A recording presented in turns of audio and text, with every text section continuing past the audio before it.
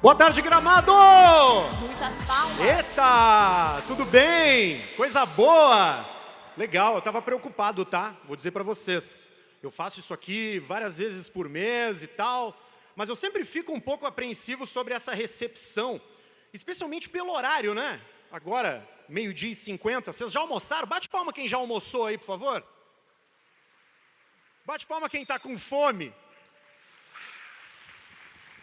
Também estou com fome, mas eu não como nada antes de subir no palco, eu não bebo nada antes de subir no palco. A gente não sabe o que vai acontecer, né? Deixa eu agradecer a presença de vocês primeiro. É uma honra para mim estar nesse palco. É a minha primeira vez aqui nesse palco. Já participei do Gramado Summit, mas ocupando esse espaço é a primeira vez. Eu sou muito grato que vocês tenham tirado alguns minutos para passar comigo. Esses próximos 30 minutos a gente vai conversar, a gente vai trocar ideia. Eu vou pedir para vocês me ajudarem. Eu não sou aquele palestrante que pede para ficar em pé, para abraçar quem está do lado, então assim, fiquem tranquilos com relação a isso. Mas eu sou da comunicação, então eu gosto de conversar, né? E eu tô louco para conversar aqui no Gramado Summit. Eu acho que a coisa mais legal desses eventos, né? Não é o que acontece aqui em cima. O que acontece aqui em cima é muito bom, e a gente tem nomes incríveis que já passaram por aqui ontem, que já passaram por aqui hoje, que vão passar também hoje e amanhã, né? Mas as grandes oportunidades que a gente tem para tirar são as conexões que a gente faz. É quem a gente conhece na fila do banheiro, é quem a gente conhece na fila do almoço. Então, aproveitem isso, né? Make it human. É o tema do Gramado Summit de 2026, colocando o ser humano no centro da transformação, colocando o ser humano como o protagonista da mudança. Um tema importante para a gente conversar e que a gente vai aprofundar ainda mais hoje aqui. Mas deixa eu me apresentar, né? Começar me apresentando. Confesso que para mim é a parte mais difícil. Eu acho que tem aquela pergunta, né? Quem é você? A gente tem o costume de responder o que a gente faz. Ah, eu sou advogado, eu sou engenheiro, eu sou profissional de marketing. Então, bom, se é por aí, meu nome é Arthur Gubert, eu sou comunicador, tenho uma história no rádio, na mídia, fui apresentador do programa Pretinho Básico durante 10 anos, fui apresentador do podcast Caixa Preta, fiz televisão, também sou pesquisador, sou um estudioso das relações humanas com a tecnologia, faço palestras sobre isso, levo essa palavra para um monte de lugar, mas de novo, isso é o que eu faço, isso não é quem eu sou. Quem eu sou é muito mais interessante. Vou pegar vocês agora. Eu sou masoquista. Já conheciam algum a primeira vez? Aquela pessoa que gosta, né? Gosta de desconforto. Já vou limpar a imagem mental, tá? Eu sou masoquista metaforicamente falando. Eu gosto do desconforto na vida. Eu prefiro o caminho mais longo. Eu gosto da treta, gosto da bagunça. Eu demorei alguns anos de terapia para perceber que eu fiz isso na minha vida inconscientemente. Me coloquei em situações complicadas várias vezes. Eu sempre busquei a instabilidade. E por ser muito bom em provocar o caos, eu acho que eu me tornei um especialista em prosperar nele. E eu estou aqui hoje para falar sobre isso. Acredito que a gente tem uma quantidade de atalhos hoje na nossa vida. E aí a gente pode aplicar isso a basicamente qualquer coisa, né? Vida pessoal, nossa vida profissional. A gente tem atalho para comer. Você aperta meia dúzia de botões, a comida chega na porta da sua casa. A gente tem atalho para se locomover. Você aperta meia dúzia de botões, o carro para e te leva onde você quer ir. A gente tem atalho até para conhecer pessoas novas, né? Manter relações. Você abre ali o aplicativo, cardápio mesmo e escolhe. Eu entendo o quanto isso é incrível. Eu peço comida na minha casa, eu ando de aplicativo. Eu só não uso mais o Tinder, porque agora eu estou compromissado, mas já usei. Tenho um pouco de vergonha de dizer isso, mas tranquilo. Mas eu acho que a quantidade de atalhos que hoje faz parte da nossa vida é um dos grandes causadores dos maiores problemas da nossa sociedade. E eu sou de uma geração que tinha muito obstáculo. Bate palma quem tem mais de 30 anos aí, por favor. Maioria. A maioria tinha mais de 30 anos, a maioria tinha esse móvel em casa. Quem é que tinha esse móvel em casa? Tinha, né?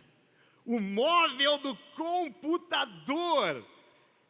Bicho, a internet morava ali. A internet morava ali. E era bem assim, né? Mudava um pouco e tal, mas normalmente estava ali aquele tubão bege, aquela CPU, aquelas caixinhas de som horrorosas, aquela cadeira, porque na época não existia cadeira gamer, era aquela cadeira de escritório, né? Que se você puxava um pouco para trás, já caía para trás, já quebrava. A gente entrava na internet. Ela morava num canto da nossa casa. E a gente entrava depois da meia-noite para pagar um pulso só. Vocês lembram disso? E também para não correr o risco de alguém tirar o telefone do gancho. Porque se tirava o telefone do gancho, caía a internet. Gente, quem tem 30 e poucos anos, isso foi ontem. Final dos anos 90, começo dos anos 2000. O próprio telefone, né? Ninguém mais tem telefone fixo em casa. O telefone também tinha um móvel. Vocês lembram do móvel do telefone? Normalmente era uma mesinha, né? Que ficava assim. E aí, no móvel do telefone tinha duas coisas. O telefone e a lista telefônica. Em algumas casas tinha agenda também, né? Agenda de contatos. Eu me lembro da minha avó. A minha avó, em um determinado momento da vida dela, ela começou a ser convidada para muito velório. É o que acontece com a gente, né? Nós também vamos chegar lá, naquela fase da vida onde a gente vai para velório. E aí a avó, quando ela ia para velório, ela ia lá no velório da amiga dela, da dona Lourdes. Ela ia lá, curtia o velório, aquela coisa toda e tal. Voltava para casa, chegava na mesinha do telefone, pegava a agenda, ia lá na letra L, riscava o nome da Lourdes. Eu não ia mais ligar para Lourdes, né? A nossa vida foi cheia desses obstáculos, foi cheia desse atrito. Vocês lembram como era sair na noite, no começo dos anos 2000? Bicho, um rolê na noite, no nosso tempo, parecia roteiro de podcast de True Crime. Parecia começo de boletim de ocorrência. Lembram? Fulano de tal saiu às 11h30 da noite, pegou carona com um desconhecido e foi para uma festa numa chácara. Não era assim. Começava tarde, né? A gente entrava na balada depois da meia-noite, depois da 1h. E você andava com gente que você não sabia quem era, ia para um lugar sem sinal de celular. Era muito louco. Eu não consigo ver a geração atual de jovens fazendo isso. Não por acaso, eles são a geração que menos sai, eles são a geração que menos bebe, eles são a geração que menos assume risco. Agora, naquele tempo, quando a gente estava começando nesse mundo de conectividade, de internet, tinha o MSN, né? Tinha o Mirk, tinha as comunidades do Orkut, onde a gente se conectava com assuntos. Eu tenho a sensação de que o futuro parecia melhor. Eu gosto muito dessa frase, tá? Essa frase é do Luiz Fernando Veríssimo, escritor gaúcho. O futuro era melhor antigamente. Ela é carregada de ironia, não é não? Parece que não nos entregaram o que nos prometeram. Evidente que a gente sabia que aquela evolução tecnológica de conectividade não iria parar, mas eu confesso para vocês que eu não achei que ela fosse causar tanto problema. E eu venho dando palestra já há uma década e passei por várias dessas transformações e hoje eu acho urgente a gente falar sobre os problemas que esses atalhos causam e sobre provocar que você, sempre que puder, escolha o caminho mais longo. Bate palma quem tem filho aí, por favor. Bastante gente. Bastante gente. Eu não sei se vocês se depararam com esse dado, mas é a primeira vez que as crianças têm um QI menor do que os seus pais. É muito interessante esse estudo, tá? Em 2006, portanto, há 20 anos, começou a ser introduzido nas escolas as telas, os notebooks, né, os tablets, os quadros interativos. E a partir dali, a relação com o ensino mudou. Ao invés de escrever no papel, a criança digita, ao invés de ler no livro, a criança lê na tela. E passados essas quase 2 décadas, a gente conseguiu aferir, por testes padronizados, feitos com aquela geração, de que o QI delas é menor. Isso é muito louco, muito louco. Imagina que a humanidade, ela evolui e se adapta e melhora, se torna mais capaz. Isso sempre aconteceu, até agora. Pela primeira vez, a gente tem jovens que sofrem justamente pelo excesso de atalho na sua vida. E não é só jovem não, tá? Tenho certeza que muita gente vai se identificar, porque todo mundo tem uma avó, tem uma tia, tem, enfim, um idoso na família, que vocês chegam na casa dele e ele está assim no celular, né? A fase, a etapa mais solitária da nossa vida é quando a gente passa dos 65, dos 70 anos, né? A nossa jornada se dá lá na escolinha, onde você tem seus amiguinhos, tem sua família. Depois você vai para a faculdade, mantém o círculo de amigos. Em seguida você vai para o mercado de trabalho, começa a conviver com menos gente, provavelmente vai se casar ou se relacionar com os colegas. Mas na velhice a gente tende a ficar mais sozinho. E hoje 20% dos idosos são viciados em redes sociais. Viciado nos status do WhatsApp. Eles usam muito o status do WhatsApp, usam muito o Facebook, passam o dia no TikTok vendo livro, compartilhando coisa, né? Mandando conteúdo para todo mundo. E a solidão se tornou um dos problemas no holofote. Tanto que tem um estudo da OMS bastante recente que compara os problemas e as mortes causadas pela solidão, pelo isolamento, a fumar cigarro. É mais saudável você fumar 15 cigarros por dia do que não ter amigos. Veja só. A pessoa que fuma e não tem amigo, essa tá lascada, total, né? Assim, não tem o que fazer. Agora, a gente busca conexão aonde a conexão não existe. Isso é uma grande ironia, porque a gente nunca antes foi tão capaz de falar com as pessoas e, ao mesmo tempo, a gente nunca conviveu com tão poucas pessoas. A solidão está associada à depressão, a solidão está associada à ansiedade. Os índices de depressão grave, os índices de pessoas que atentam contra a própria vida, eles crescem a partir de 2010. E é interessante a gente ver esse recorte de tempo. O iPhone foi inventado em 2007. Em 2010 a gente começa a ter modelos diferentes de smartphone. Em 2012 a internet, que antes estava naquele móvel que a gente viu lá no começo, agora mora no nosso bolso. É aonde a gente começa a ter uma piora na saúde mental, uma piora nas conexões. É por isso que hoje tem mais gente gastando no OnlyFans do que com o New York Times e o ChatGPT juntos. Esse é um dado que, para mim, também é surpreendente, porque retrata uma busca por conexão. Ele me mostra que as pessoas querem sentir coisas e elas vão no OnlyFans buscar isso, né? E sabe onde é que é o maior faturamento do OnlyFans? Isso é muito interessante. Plataforma de venda de conteúdo adulto. Não é nas assinaturas, é no chat. As pessoas assinam um determinado modelo, começam a conversar e começam a comprar conteúdo a partir dessa conversa.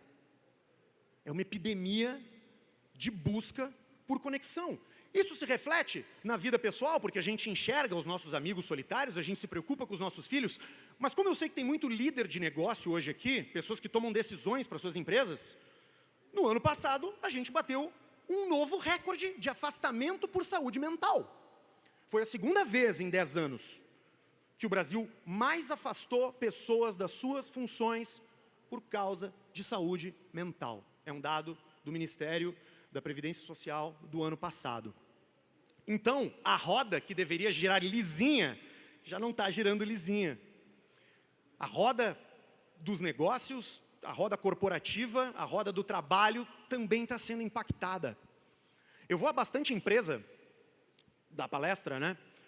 E eu consigo dar um bom raio-x olhando para como que os colaboradores se relacionam quando eles não estão sentados na frente do computador.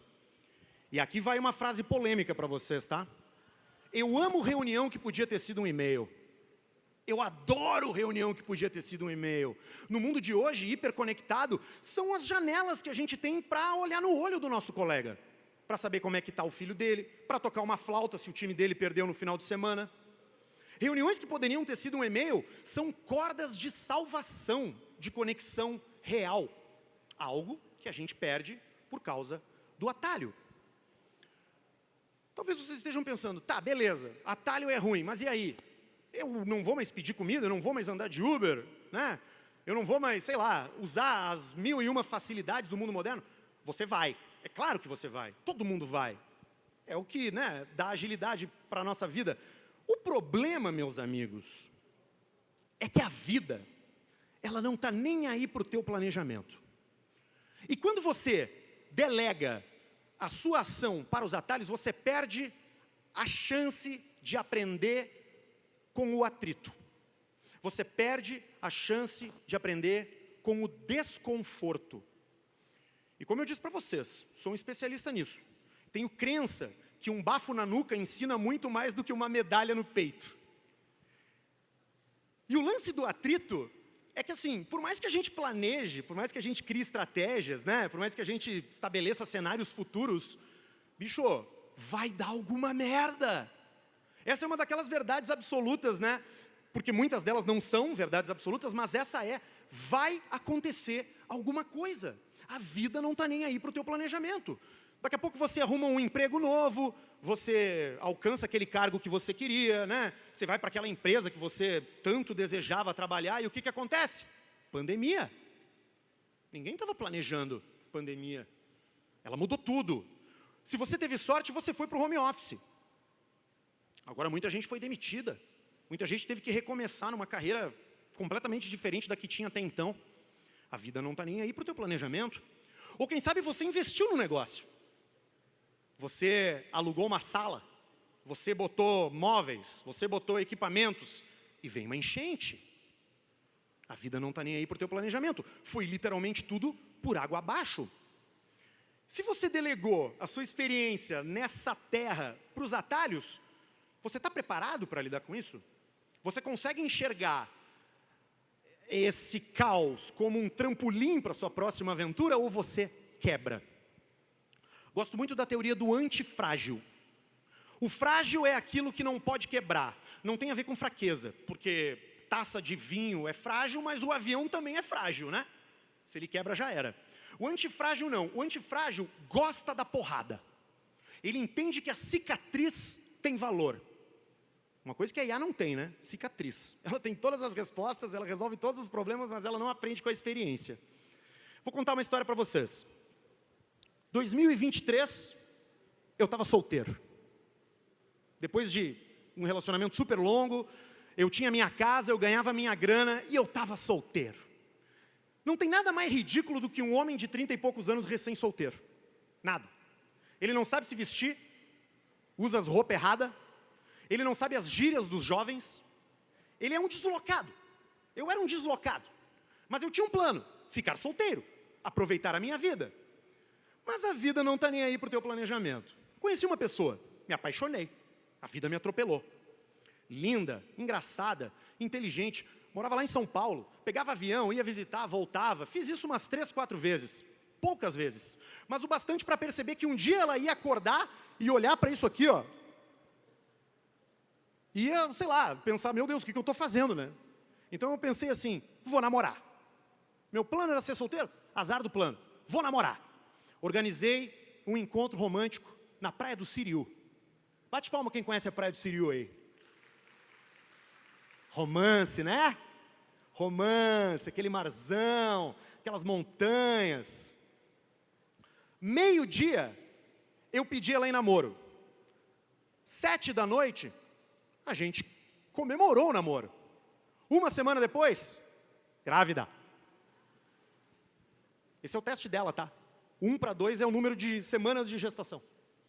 A vida não está nem aí para o teu planejamento. Mas, bom, eu sou o cara masoquista, né? Eu sou o cara que gosta do caos, eu sou o anormal. Se a normalidade é o atalho, eu gosto do atrito. Vamos embora, marca exame, escolhe como é que é, o obstetra, vê o plano de saúde, vem morar em Porto Alegre, vamos fazer a função aqui. Chega no exame, bota a gelatina na barriga, primeira eco, maquininha. Gêmeas. Gêmeas, meninas. Sabe qual foi a primeira coisa que eu pensei? 4 orelhas para botar brinco. E quando eu disse isso, a minha mulher falou assim, 6. A vida não está nem aí para o teu planejamento. Há 1 mês atrás eu estava solteiro, achando que a vida ia ser uma, e agora eu estou namorando, eu vou ser pai de gêmeas. Não tem mais o que pode acontecer, né? A vida, ela atropela, mas não tanto assim. Vamos embora, gêmeas, tudo certo. É tudo em dobro. É 2 carrinhos ou é um carrinho duplo? É 2 camas ou é uma cama só? É 2, não sei o quê. Passa uma semana, passa outra semana, passa 3 semanas. Vem um diagnóstico. A Sofia, minha mulher, era portadora de uma doença muito rara e muito grave, que pega 5% das gestações de gêmeos. A vida não está nem aí para o teu planejamento. A gente recebeu uma informação do médico de que a gente deveria evitar, com muito repouso, uma cirurgia fetal. Foi a primeira vez que eu escutei esse termo. Cirurgia fetal. Cirurgia fetal, como é que é isso? Não, é o seguinte, a gente vai lá na barriga dela, entra na barriga e opera o feto lá dentro. Eu falei, porra, tá, e como é isso? Então, é muito complexo, a gente tem que evitar. Aluguei uma cama hospitalar, botei no meio da sala, era no meio da enchente, lá em Porto Alegre, não podia sair, não tinha internet, ficamos sem luz uns dias, mas tudo certo, vamos dar jeito. Mas a vida não está nem aí para o teu planejamento. Foi necessária a cirurgia. Um belo dia a gente chega no hospital, e eu tenho uma conversa que eu desejo que ninguém aqui tenha com um médico. Quem teve, provavelmente vai se identificar agora, que é quando ele senta na sua frente, e com toda a frieza do mundo, que é muito característica de quem está acostumado a dar notícias ruins, ele fala sobre possibilidades, estatísticas. A gente tem 50% de chance de salvar uma das crianças. Se a gente salvar uma, a outra provavelmente vai ter algum tipo de dependência para o resto da vida. A gente tem uma taxa de mortalidade das duas que é de 90%. Vocês querem continuar? Vocês querem continuar? A vida não está nem aí para o teu planejamento, nós vamos continuar. A gente já nem fez o quarto, né? 90%. Meu Deus, eu não conseguia tirar 7 na escola para passar de ano. E agora eu tenho que tirar 9, e não sou nem eu que vou dar as respostas. Encaramos uma prematuridade. Encaramos um momento, tem um momento bonito quando você pega o seu filho no colo, leva no vidro, né? Mostra para o vovô, mostra para a vovó. Não rolou. No nosso caso, saiu da barriga, foi entubado. Encaramos um mês de UTI neonatal, onde você vai cedo para o hospital, você fica com o seu filho, desenrosca ele de uma enormidade de cabos e tubos, pega no colo, depois você devolve, volta para casa e vai dormir, e o teu filho fica. A vida não está nem aí para o teu planejamento. O que me ocorria naquele momento é que nenhuma história existe porque deu tudo certo. Sempre tem atrito no que vale a pena ser contado. Quando a gente viaja e volta, a história que a gente conta para os amigos não é a que o avião saiu na hora. É quando a gente perde o passaporte. Quando a gente esquece a carteira na Tunísia, no meio do Ramadã, que foi o que aconteceu comigo agora, no começo desse ano. É quando a gente vai para Paris pela primeira vez e tem que comer escargot. E aí come escargot e tem uma diarreia. Essas são as histórias que a gente conta. Porque apesar da IA, apesar da quantidade de tecnologias novas que a gente está ouvindo aqui no Gramado Summit, que são incríveis, tudo que a gente precisa saber, aquilo que realmente vale a pena, aquilo que nunca muda e que realmente importa, a gente já aprendeu no jardim de infância. As relações humanas, a paciência, a capacidade de rir de si mesmo, a capacidade de discordar com calma, que se tornou um superpoder no mundo de hoje. A capacidade de manter os laços apesar dos pesares. Eu acredito piamente que a solução do futuro está nesse passado que a gente abandonou. Por isso que eu costumo ser um anticlímax nesses eventos aqui. Eu vejo muita gente falando sobre tecnologia, falando sobre novas soluções, sobre métodos ágeis, sobre eficiência. Eu acho que a gente tem que dar um passo atrás. Eu acho que a gente tem que valorizar aquilo que a gente já conhece. Acho que a gente tem que procurar os amigos que a gente não conversa. Eu tenho uma dificuldade tremenda de fazer isso, e para mim é um esforço. Então, depois que vocês verem o dia inteiro de palestras hoje, depois que vocês verem um dia inteiro de palestras amanhã, que vocês circularem, conhecerem gente, vocês vão voltar para a casa de vocês, para o negócio de vocês. Vocês não precisam lembrar da minha cara, vocês não precisam lembrar do meu nome. Mas eu quero que vocês, quando tiverem a oportunidade, escolham o caminho mais longo, ao invés do atalho. Ao invés de pedir um iFood, convida a tua namorada, convida teus filhos para cozinhar. Vai no supermercado, faz as compras, vê uma receitinha ali. Ao invés de chamar um aplicativo para te levar para algum lugar que daqui a pouco você pode ir andando, vá andando. O caminho mais longo é mais demorado, é mais difícil, muitas vezes custa mais caro, é cheio de buraco, mas ele é muito mais bonito. E daqui a pouco no caminho mais longo você pode encontrar um novo caminho que vai te levar para um lugar que você nem imaginava. O atrito importa. Viver no desconforto é ter uma vida plena, uma vida com textura. Eu não conheço ninguém e nunca ouvi nenhuma história de uma pessoa que no leito de morte disse: eu gostaria de ter preenchido mais planilha de Excel. Não. Não. As pessoas gostariam de ter feito mais aventuras.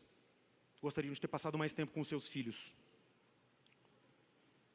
Mas e os meus 10%?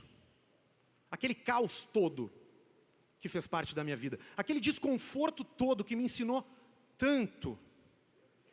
A vida não está nem aí para o teu planejamento. Enquanto eu planejava nem decorar o quarto, eu acertei o 10%.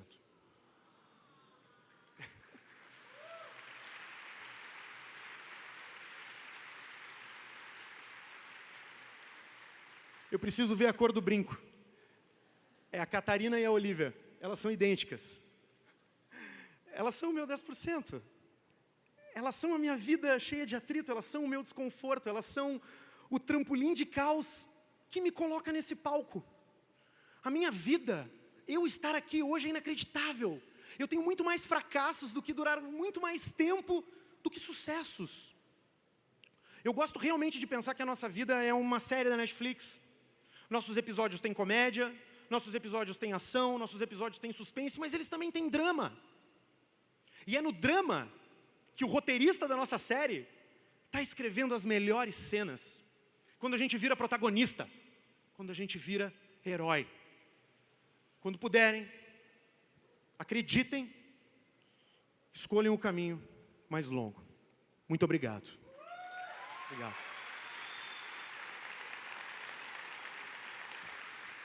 Aproveitem o dia.